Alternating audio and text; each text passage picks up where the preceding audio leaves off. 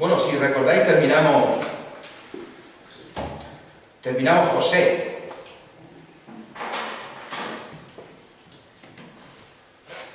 Con aquel versículo de Génesis 37:2 está la historia de la familia de Jacob, ¿recordáis? Y cuando pensamos en Jacob, lo primero que nos viene a la mente es que es el padre, literalmente, de las 12 tribus de Israel. Terminamos la historia de la familia de Jacob, terminamos la historia de José, y vimos, si acordáis ya los últimos estudios, a un hombre mayor, ya un Jacob mayor, que bendice a sus nietos, que bendice a sus hijos y que incluso antes bendice a Faraón en 2 ocasiones. Faraón, el propio rey de Egipto. Y podríamos pensar, qué gran hombre, Jacob, qué gran modelo a seguir. Y sin embargo, si, como diríamos los más mayores, si rebobináramos la cinta y lo echáramos hacia atrás, vemos que la historia de Jacob es la historia que deja mucho que desear. Yo decir, que deja un poco que desear, pero deja mucho que desear. La historia de un hombre que mintió a su padre para robar la bendición de su hermano. Una historia que deja mucho que desear, sobre todo al principio. Aunque ya, como hemos visto al final, fue fantástico.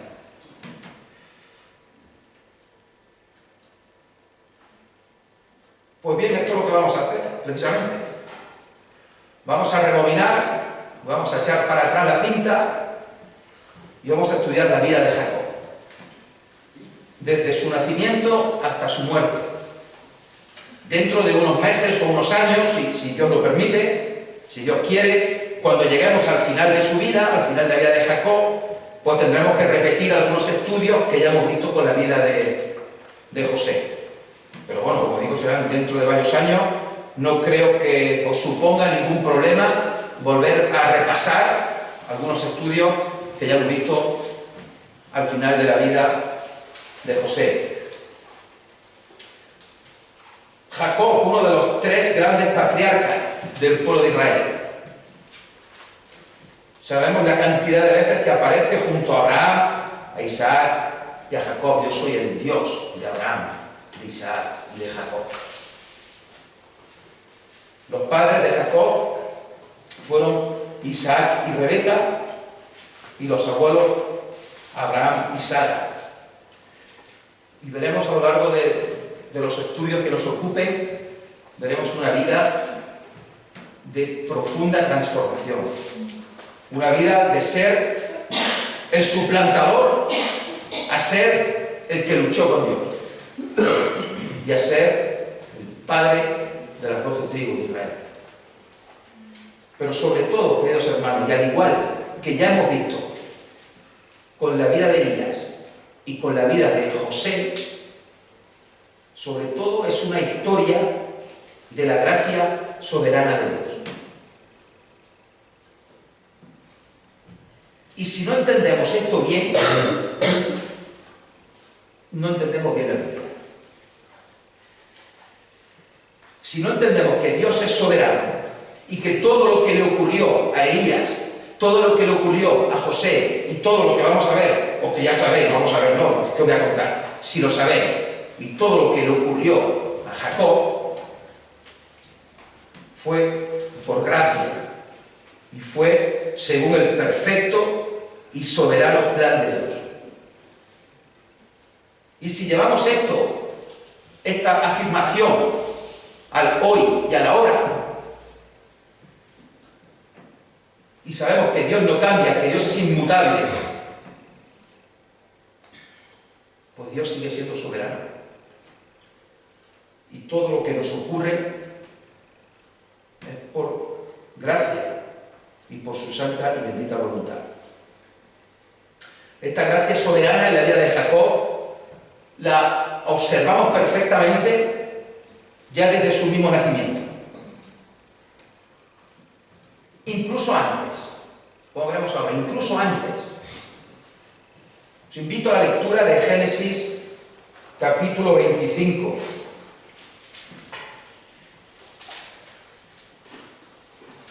versículo 19. Todavía no he encontrado ningún versículo lema que nos pueda servir para todos los estudios. A ver si lo buscamos, o si veis alguno que os guste especialmente, que pueda definir la vida de Jacob, estudiaremos ese versículo, lo aprenderemos, ese versículo, en todos los estudios. Igual que estudiamos la vida de José, Génesis 37:2. Esta es la historia de la familia de Jacob. José, siendo de edad de 17 años, apacentaba las ovejas con sus hermanos.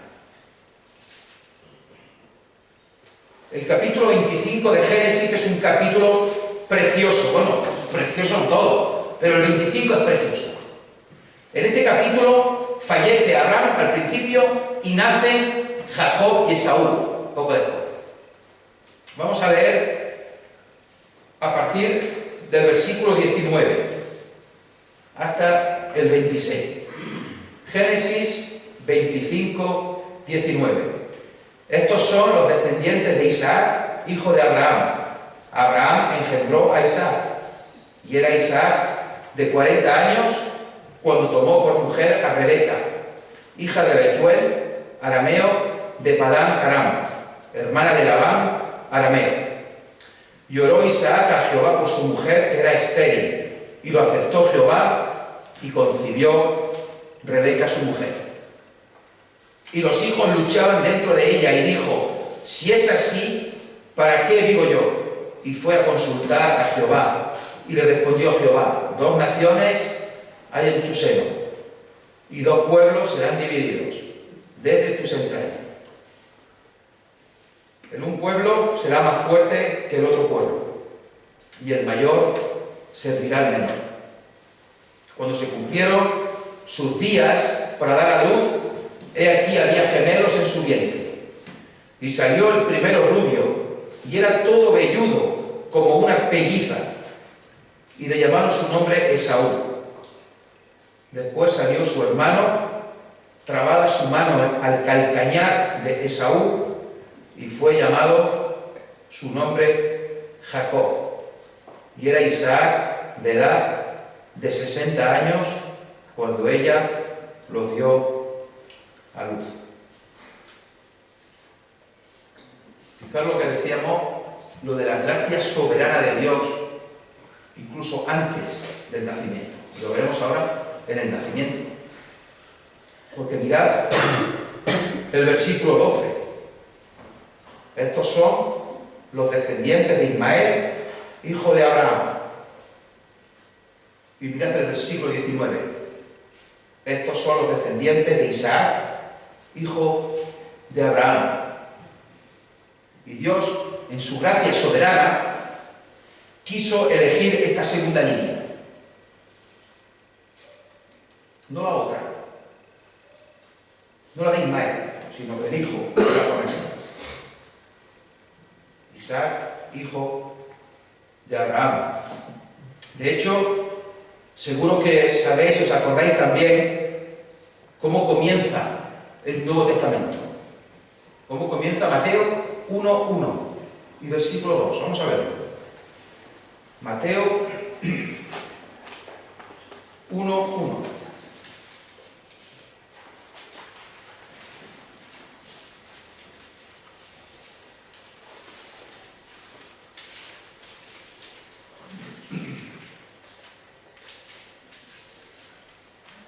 Libro de la genealogía de Jesucristo, hijo de David, hijo de Abraham.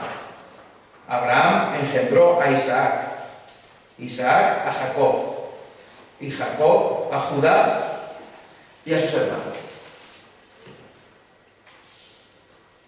Ya vimos también hace unos meses que de nuevo Dios, en su gracia soberana, quiso elegir a Efraín por delante de Manasés. A pesar de que José pensaba que su padre se había equivocado y le dijo: no, padre mío, así no es al revés. Y Jacob bendijo a Efraín en lugar de a Manasés. Y vamos a ver hoy que Dios, en su gracia soberana, elige a Jacob y no a Esaú. Una elección desde antes que nacieran. hijos del mismo padre y de la misma madre. El apóstol Pablo hace bastante referencia a esto en Romanos 9, que luego iremos.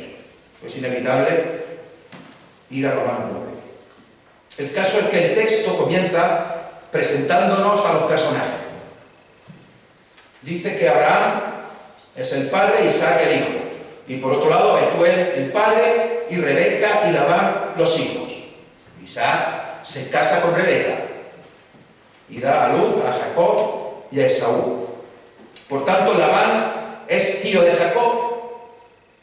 Y digo esto porque años después será también su suegro. Es su tío y luego su suegro.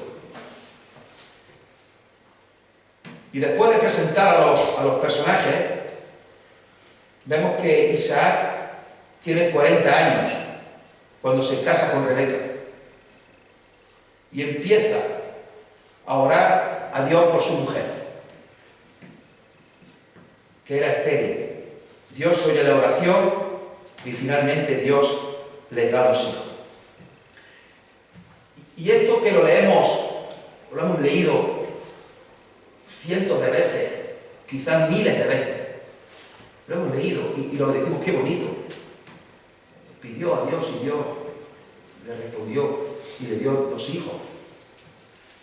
Pero hay que fijarse en el detalle de los años de Isaac. Dice que se casa con Rebeca con 40 años y los hijos le nacen cuando tiene 60 años. O sea, son 20 años de espera.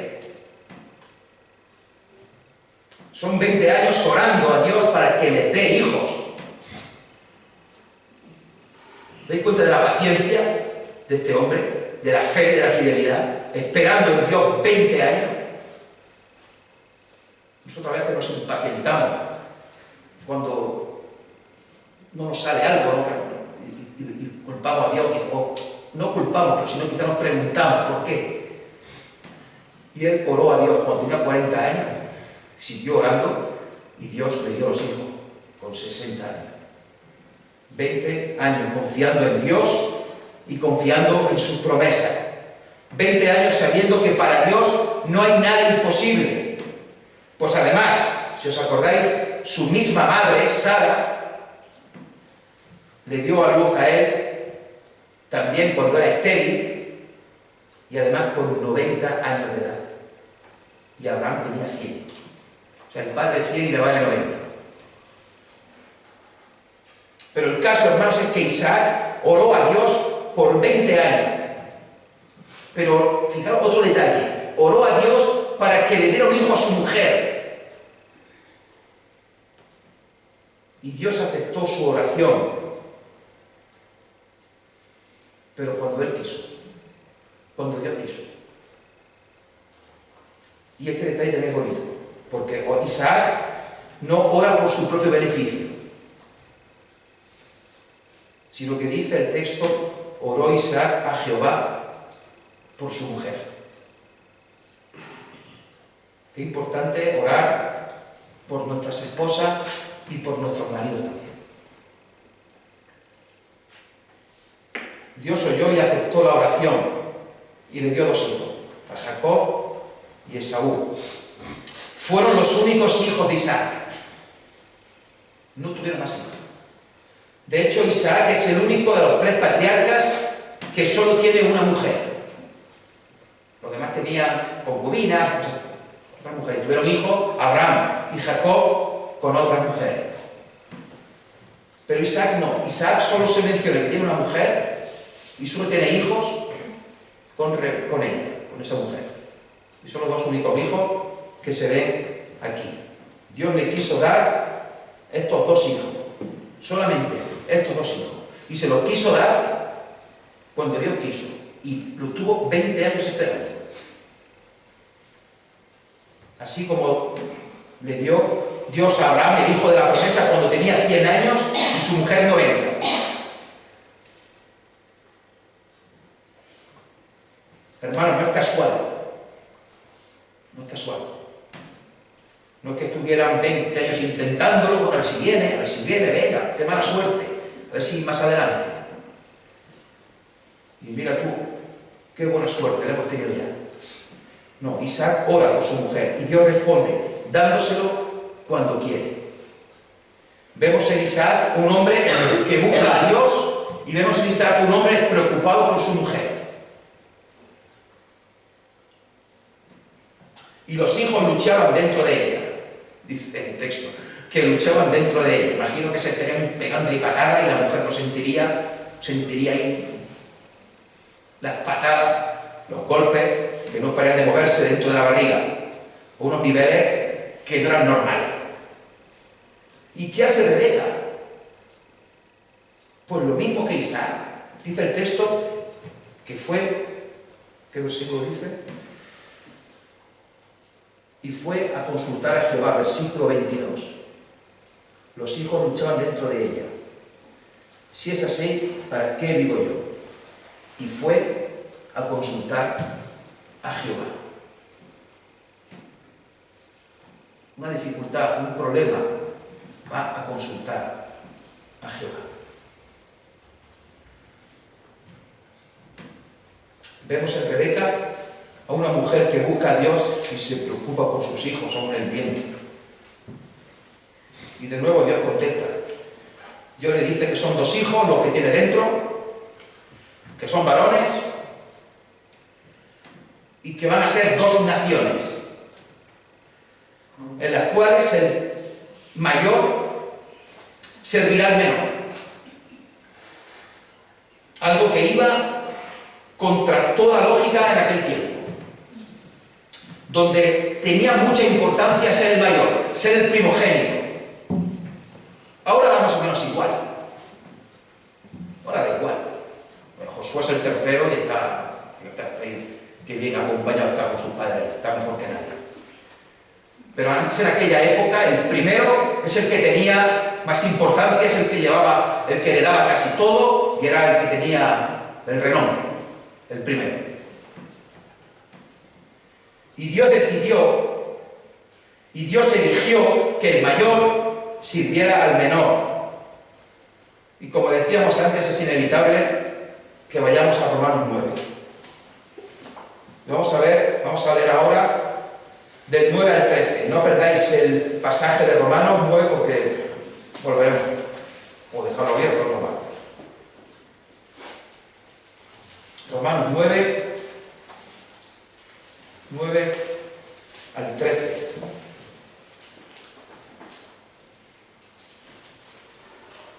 Dice el apóstol Pablo, porque la palabra de la promesa es esta. Por este tiempo vendré y Sara tendrá un hijo.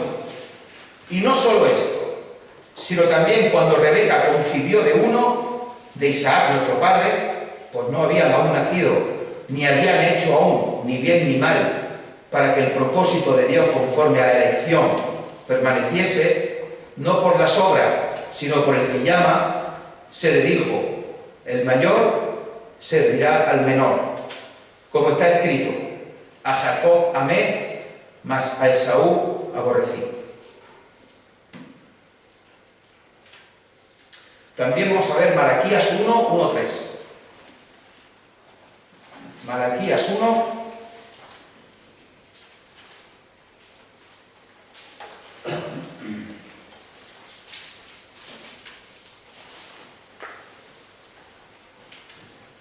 Malaquías 1:1. Profecía de la palabra de Jehová contra Israel, por medio de Malaquías.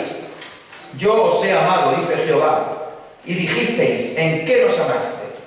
¿No eres Esaú, hermano de Jacob? Dice Jehová, llamé a Jacob y a Esaú aborrecí, y convertí sus montes en desolación, y abandoné su heredad para los chacales del desierto.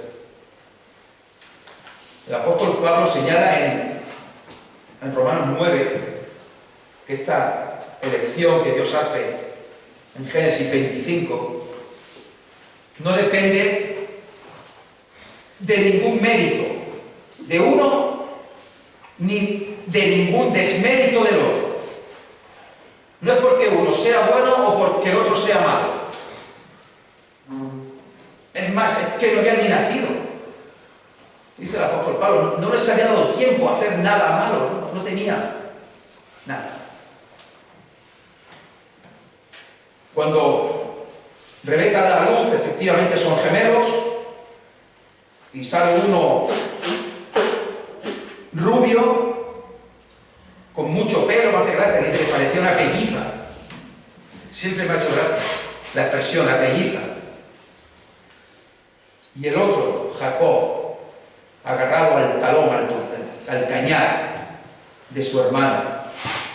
El nombre de Jacob significa precisamente el que está agarrado al talón, el suplantador, el engañador. Y el de Esaú significa peludo, velludo. O sea, no se complicaron mucho con los nombres, ¿no? La cuestión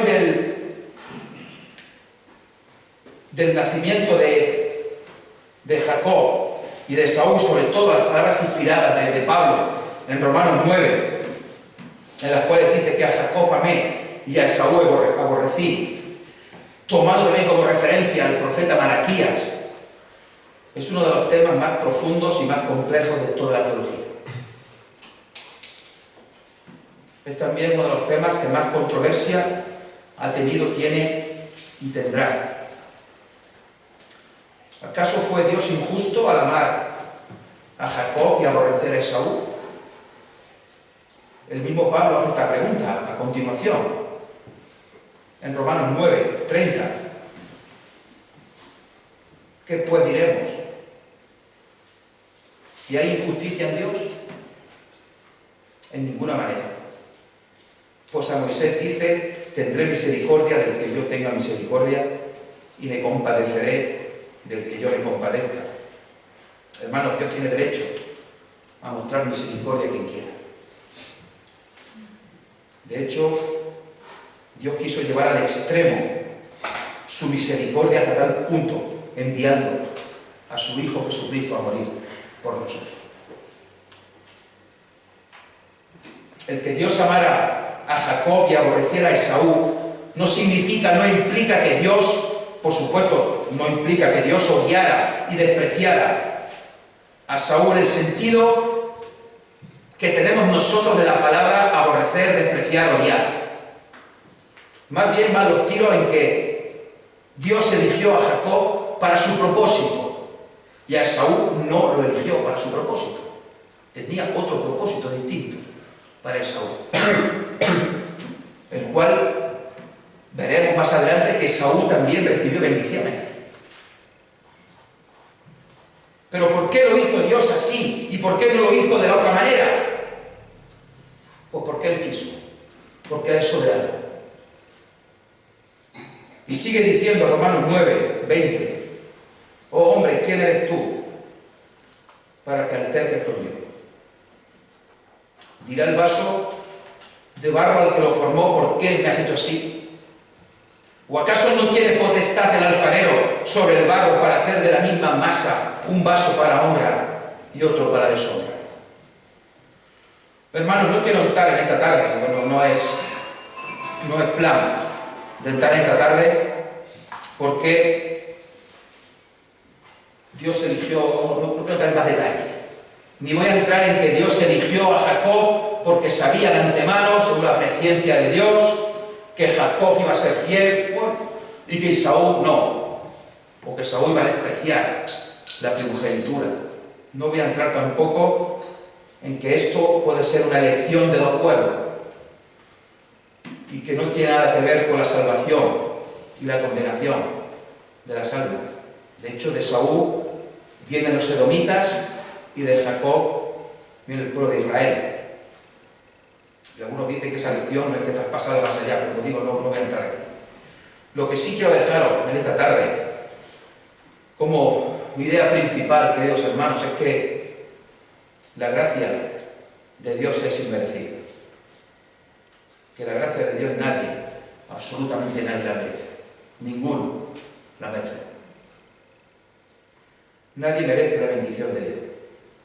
Y ya veremos que si nos aferramos a los méritos, Jacob Una hermana me dijo el domingo, cuando le dije que iba a hablar de Jacob, me dijo que la vida de Jacob le traía sufrimiento a la memoria, por su vida, por las cosas que hizo, sin mérito ninguno. Cuenta también Charles Spurgeon, en uno de sus libros, que una vez una mujer le dijo: no puedo entender por qué Dios aborreció a Esaú. Y contestó el predicador: eso no es lo que se me hace más difícil de entender a mí, señora. Mi mayor problema es entender cómo Dios pudo amar a Jacob. Hermanos, pretender explicar todo esto bajo nuestro criterio, bajo nuestra lógica, bajo nuestro razonamiento, bajo nuestra perspectiva, es imposible. Es un error pretender ponernos en el lugar de Dios y intentar decir que Dios debería o Dios actúa así, porque nosotros nos queremos poner en su lugar. Es un error intentar razonar e intentar justificar sus decisiones como si Dios fuera uno de nosotros. Estamos hablando del Creador y del sustentador de todo cuanto hay.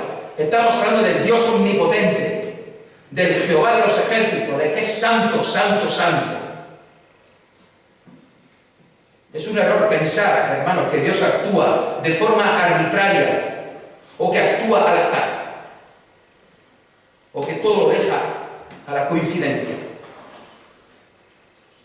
No tenemos la capacidad de entender las razones que Dios tiene para elegir, porque son solo razones que solamente Él sabe y contesta.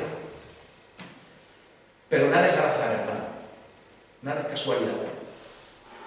Estamos en sus manos, estamos bajo sus manos. Lo que sí sabemos a ciencia cierta es que Él es nuestro Padre y nosotros somos sus hijos. Y sabemos a ciencia cierta que nada ni nadie nos puede separar de Él, porque somos de Él, comprados con la sangre derramada de nuestro querido y amado Señor Jesucristo. Hermanos, hagamos también esta tarde, como Isaac, que oró por su mujer y esperó 20 años orando. Hagamos como Rebeca, que también acude a Dios por sus hijos. Hermanos, oramos sabiendo que Dios contesta, aunque no nos guste el resultado. Pero si oramos con fe, todas las respuestas ya están aquí, en la Biblia, en la palabra de Dios. A ver si ahora